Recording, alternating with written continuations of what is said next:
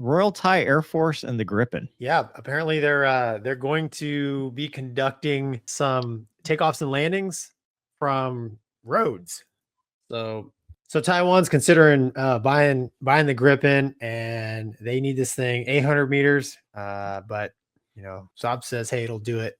I think in 500, right? Is that what the article says?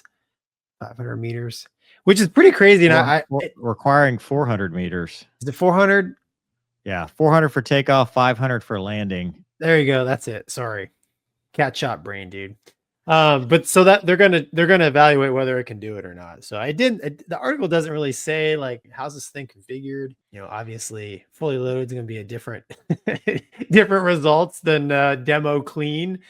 But yeah, I'm a big fan of the Gripen, man. I think it'd be a great airplane for them to have, and the fact that it can take off and land from I guess mildly prepared roads, I think would make it a viable contender for them. What do you think? I mean, any aircraft really can do that if the road is prepared enough, right? I think the difference is sustainability. So can you arm, de-arm, rearm, refuel, turn it with minimal maintenance out in the field? And if you can do that in a small enough area, I think that's how you show that you're viable. And I think that's what the Gripen has done, because they have designed it around this concept versus, like an F-16, which requires a whole bunch of care and feeding. And we've talked about that when we talked about Ukraine and their usage there. It's a very European thing and a very European concept. But reference our previous discussion about China growth as things start to focus on